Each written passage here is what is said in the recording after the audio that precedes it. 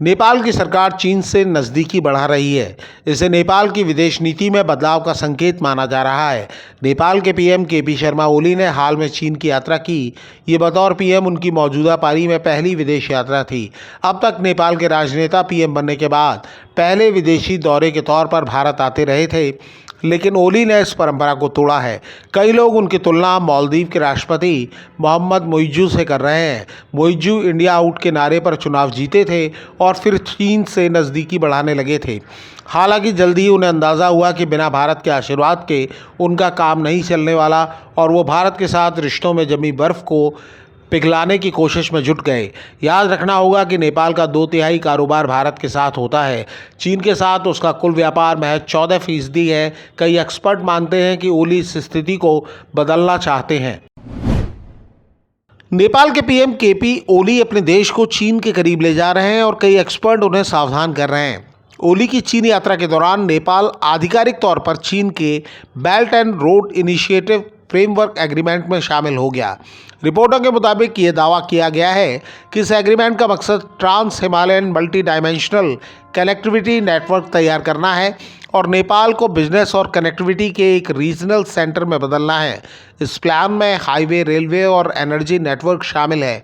ये नेपाल की चीन और एशिया के दूसरे देशों से कनेक्टिविटी बेहतर कर आर्थिक विकास को बढ़ावा देने का वादा करता है।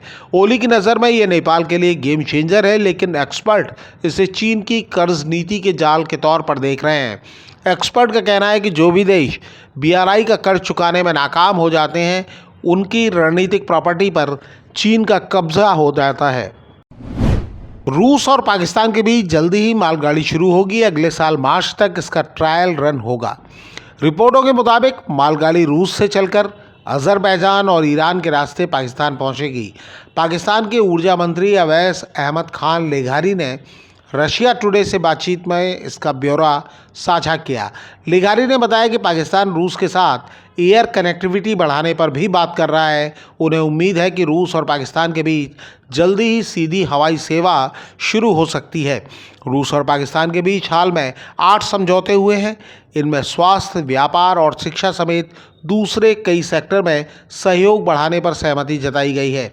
इसी साल पाकिस्तान में रूसी राजदूत ने कहा था कि दोनों देशों के बीच द्विपक्षीय व्यापार में बढ़ोतरी हो रही है। दोनों देशों के बीच लगभग $1 बिलियन का व्यापार होता है। एशियाई देश जापान और दक्षिण कोरिया की महिलाएं क्या ब्रिटेन और अमेरिकी लोगों को जीवनसाथी के रूप में प्राथमिकता देने लगी हैं? मीडिया रिपोर्टों में दावा किया गया है कि इन दोनों देशों के समाज भी कई एशियाई देशों की तरह पुरुष प्रधान है। मीडिया रिपोर्टों में दावा किया गया है कि जापान में विदेशियों से शादी अब भी आम नहीं है, लेकिन इसका आंकड़ा लगातार बढ़ रहा है। 1970 के दशक में विदेशियों से शादी करने वाली महिलाओं की संख्या महज 0.5% थी, जो 2006 में बढ़कर 6% हो गई। बीते सालों में विदेशी लोगों से शादी करने वाली जापानी महिलाओं में से 17% ने अमेरिकियों को चुना। रिपोर्टों के मुताबिक साल 2023 में कोरिया की 1386 महिलाओं ने अमेरिकी पुरुषों से शादी की।